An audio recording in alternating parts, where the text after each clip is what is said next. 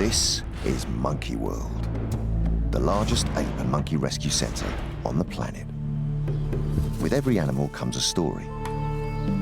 Some funny, some shocking. Dramas great and small. Today on Monkey Life, we find out if chimpanzee Jolene recovers from her mystery illness. And we catch up with chimp babies Ash and Rodders. They're big enough and independent enough and weaned enough that they could move into the main group today.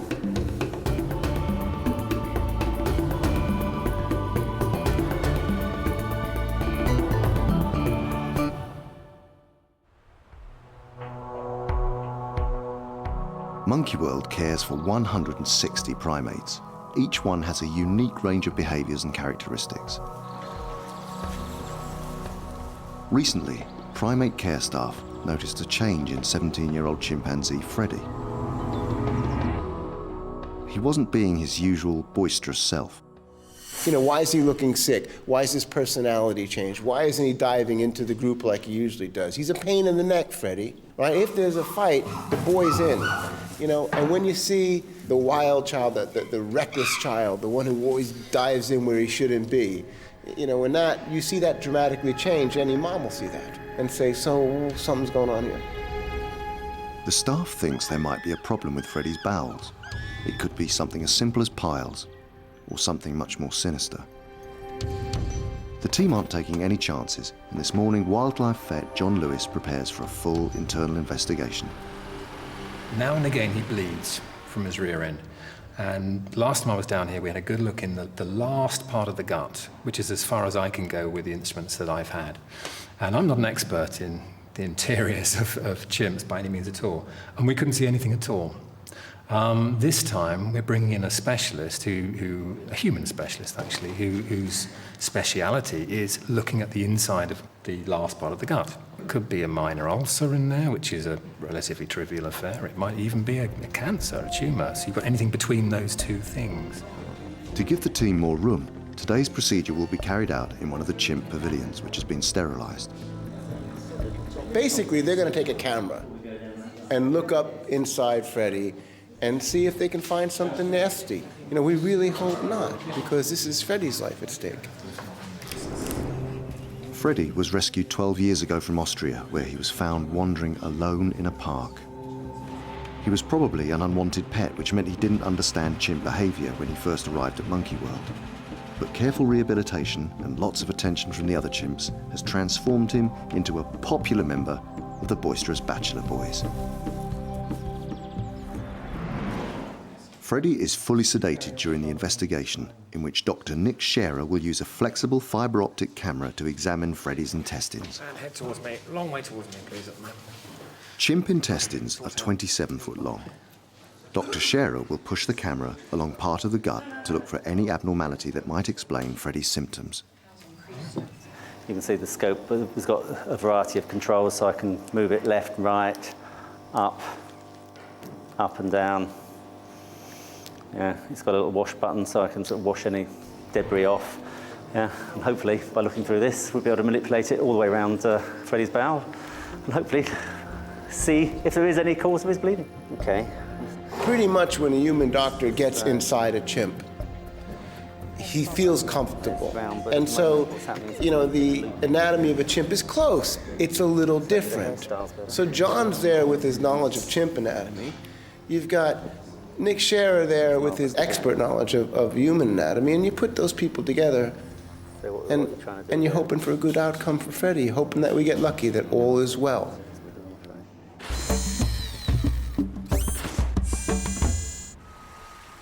It's a hot day, and in Paddy's chimp enclosure, head keeper Lee has a special treat. The chimp version of an ice lolly. Frozen fruit, the perfect way for them to cool down. The fruit is placed in the pond and hidden between the rocks. This makes the chimps work harder for their reward. Although this enclosure covers 2 acres, it doesn't take long for Gamba to guide the group over to the fruit stash. The chimps always shout about something new, especially if it's food. Alpha male Paddy immediately leaps in to take control. But low-ranking Mickey sneaks in behind and grabs as much as he can hold. The smallest member of the clan, Eddie, isn't keen getting wet. For once, she's happy to watch and learn how it's done. 26-year-old Kathy is much bolder and heads straight in. Chimpanzees' arms are longer than their legs, so they can reach out to fruits growing on branches. It also means they can stretch right out into the pond. Paddy's not worried about the water either and takes what he wants.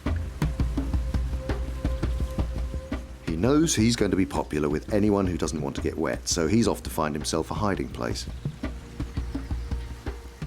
High-ranking Beth has also grabbed a melon, but she hasn't got into a hiding place fast enough. And in hot pursuit are Buster, Clin, and Eddie.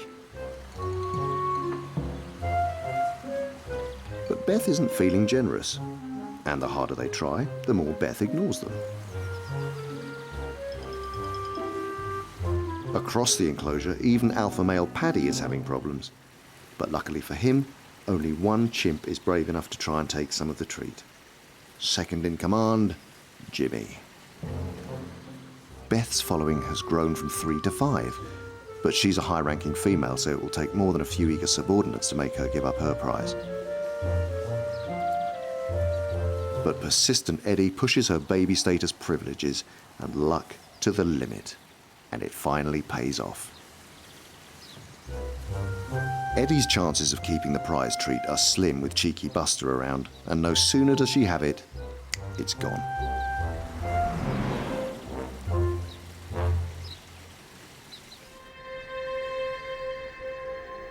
Happy with the patient up your end? He's absolutely fine, yeah. Chimpanzee Freddy has been under anaesthetic for 15 minutes. Specialist Dr. Scherer is carrying out his bowel investigation. Should I just a bit more suction? Right. Please. He's just let go. Yeah, keep going. That's lovely. Yeah, no, that's lovely. I can see it all whizzing up the tube. Yeah. You don't get out much. I don't get out much. Yeah. I'm afraid for anybody other than the operator, it's like watching paint dry. The camera is now part way through Freddy's bowel, but so far Dr. Scherer hasn't found any blockages, bleeding or signs of a tumour. So, yeah. And there's a problem. The deeper the camera travels into Freddy's bowel, the harder it becomes to control the device at the end of the flexible tube. Essentially, this is like trying to stand at one end of your garden and push the garden hose in a straight line to the other end of the garden.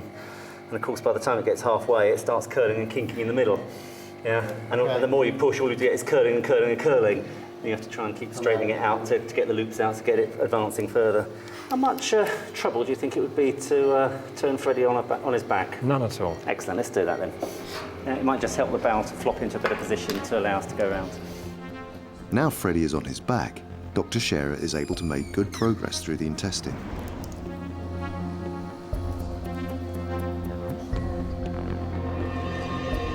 Eventually, he completes his examination, and to everyone's relief, he hasn't spotted anything sinister. We've examined the left side of Freddy's bowel completely, which is entirely normal. And indeed, if a human were complaining of bright red rectal bleeding, that would be the investigation we would choose to do. But from what you're seeing, what are you What I can thinking? see is absolutely looks normal. Yeah, there's no sign of any blood coming from any higher up. We can certainly take a couple of biopsies from the bowel. It may be good news, but it doesn't explain why Freddy's bleeding. So Dr. Scherer decides to take a biopsy. A small cutting device is inserted along the tube to remove a piece of Freddy's intestine. It'll be sent off for further medical tests. But then, as he is removing the camera, he thinks he's finally found the cause of the problem. Unluckily for Freddy, as everyone hoped, there's a simple explanation. I'm just saying that at the anal canal, there's sort of protuberances that would essentially be small hemorrhoids, so small piles. That could easily be the cause of some bleeding. Chimps are susceptible to most of the same ailments that affect humans. So for Jim, finding out that Freddy just has piles is a relief. But it's not drastic or terminal. And that was our big scare, wasn't it? I mean, you always worry, but it's not. So I'm pleased. Alison will be really pleased. Let's watch and let's see. But it is possible that, he could have gotten a habit and maybe he's worrying it. And if he's doing that, we can do things. And it really, we'll have to do some basics, stay in touch with John, stay in touch with Nick, and just go from there. When he recovers from his anesthetic, Freddy will rejoin his friends in the bachelor group. His condition might not be serious, but let's hope they won't be too rough with him for a little while.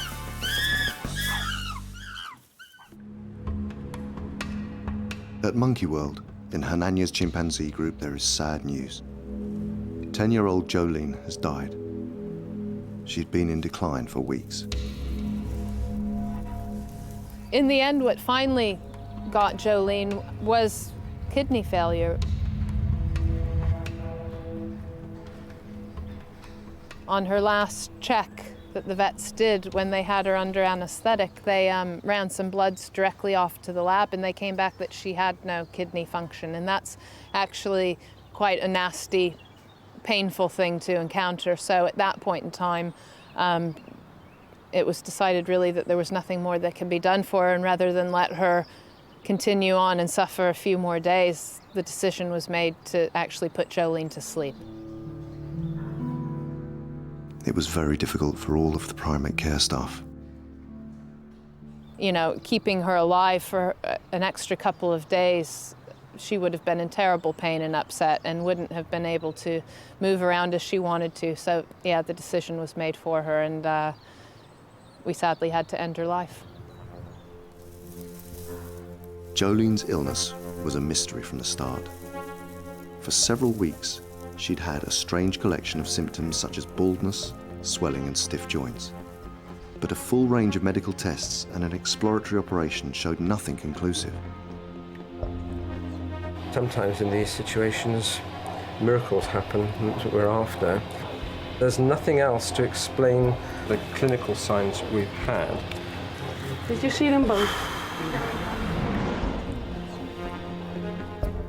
Chimpanzees are one of the best animals at hiding if they're in pain. It's a defense mechanism. By the time you start noticing, say, Jolene taking weak or stiff steps kind of thing, she's probably in an awful lot of pain at that point in time. And all you have to go on are all of these faint signs of illness that they're always trying to mask. So it isn't very easy to necessarily figure out what is happening with them. And Jolene's case was just that. She was a little bit of a mystery from beginning to end. Jolene was rescued from a laboratory in Holland 7 years ago. She was never experimented on, but the park often finds that living in an unnatural environment like a lab can cause physical problems later on. We don't actually know why Jolene's immune system wasn't capable of dealing with it. I mean, whether it has something to do with her background or not. All of the other 3 laboratory chimps are fit and healthy. And I guess that's what we have to stick with now and try and remember, is that even when you have a tragic, just devastating death like this, that you've got everybody else who still needs you. And so you look to all of the others and you try and make sure that you do what's right for them, and that you come in the next day ready to go and ready to do the right thing for those that are left behind, because it's a new day. This afternoon, there's some long-awaited progress in the Nursery chimp group. Youngsters Ben and Pip are finally playing outside. Although Ben has always been quite confident, he normally sticks by cautious Pip. But today, Ben has left Pip's side to explore his surroundings alone. The park has been waiting for this moment for a long time, so it's fantastic to see. Pip follows Ben's lead and decides it's time she explored the outside world on her own. It's a huge development for a nervous chimp. 6 years ago, both chimps were rejected by their mums, so they had to be hand-reared. tell it. Yeah, see more. Right. After 18 months, they successfully moved into the chimp nursery with foster mum Sally. And this is going well. But the trouble with this pair was the bigger they grew, the more they became afraid of the outside world.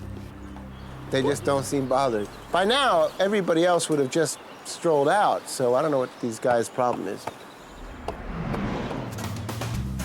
But now, as Ben's confidence grows, he's found the perfect playmate, 8-year-old Seamus. Seamus loves messing around and tons of rough and tumble. But sadly, Seamus isn't really the best role model. He might be a lovable hooligan, but he's very spoiled by Sally. He's allowed to get away with everything. And although everyone is very pleased at Ben's newfound confidence, they do hope spending so much time with Seamus won't turn Ben into a naughty chimp too.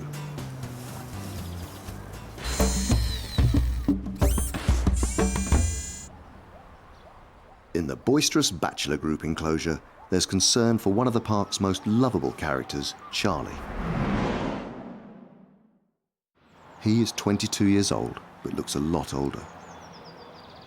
This is because of the physical abuse he suffered as a beach photographer's prop in Spain. Charlie has always been popular with the boisterous group of 13. An alpha male Butch is often by his side keeping an eye on him. It's common to see Charlie being groomed by his fellow bachelors, and apart from his love of food, there's nothing he enjoys more. But now the park is worried that the 22-year-old is not being as well looked after. In fact, today, he's struggling to get his hands on his favourite treat. Charlie is usually first in there with a mammoth helping, but it seems that he's having trouble getting just one piece. And even newcomer Gypsy has managed to get his hands on some of the tasty corn. More worrying for Charlie is the fact that his usual protector, Butch, is being very rough with him. Luckily, high-ranking male Jester is on hand to help Charlie. Butch does have a hot temper, and it's hard to tell if Charlie was just in the way or if the alpha male specifically targeted him. It's good news that Charlie has others around who can defend him, and the usually feisty Jester is even happy to share a small piece of corn with him. But the primate care staff will have to make sure that poor Charlie doesn't get picked on too often at mealtimes.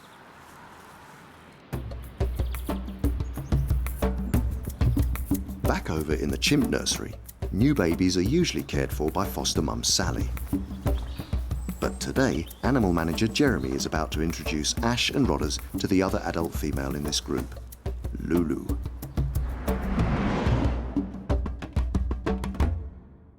Come on. Come on. Who's this? Who have we got here? You want that one? Oops, no. Sorry, that was my fault. This little male and female are the youngest chimps in the park. They hadn't moved to the nursery yet.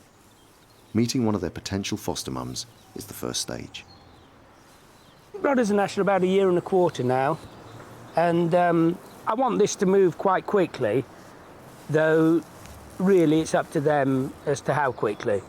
This will be sort of pushed along, but you mustn't push it too fast, otherwise it'll just go backwards. And simple as that. They're big enough and independent enough and weaned enough that they could move into the main group today. But obviously it'll take it'll be a while. I don't know how long, when we're good and ready. Both Ash and Rodders were rejected by their mums. The park decided to hand rear them together so they could get used to being with other chimps from birth.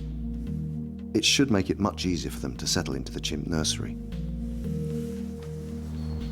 Unlike Ben and Pip, these two love playing outdoors. Every day they develop their muscles and coordination on their very own climbing frame. Whimper, whimper. Lulu was rescued from Cyprus 6 years ago when a family saved her from a circus. Her mother had bitten her right arm, it became infected and had to be amputated.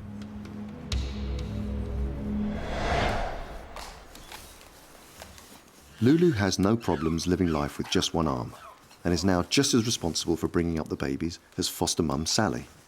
And one day, she might even take over. Chimp meetings can be noisy, but Lulu is very calm and tries to make the babies as comfortable as possible. She makes submissive gestures such as crouching and offering out her hand and feet.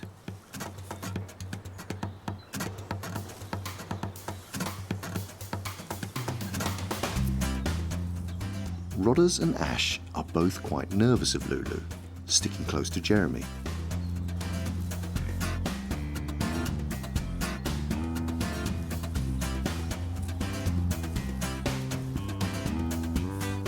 But every now and again, when they realise there's nothing to be scared of, they do let go a bit.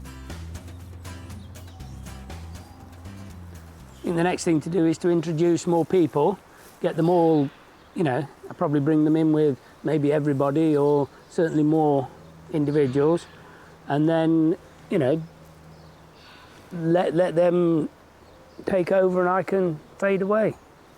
You know, next time Ash comes off me, I might stand up and see what happens. You know, they're obviously playing reasonably well.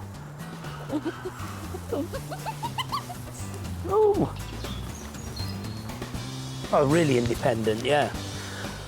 I was just cracking you up to be really independent and terrific and good. You're going to pull that. This meeting has gone well, but it looks like Ash and Rodders might need Jeremy's support for a little while longer. Next time, the park is hit by some devastating and unexpected news.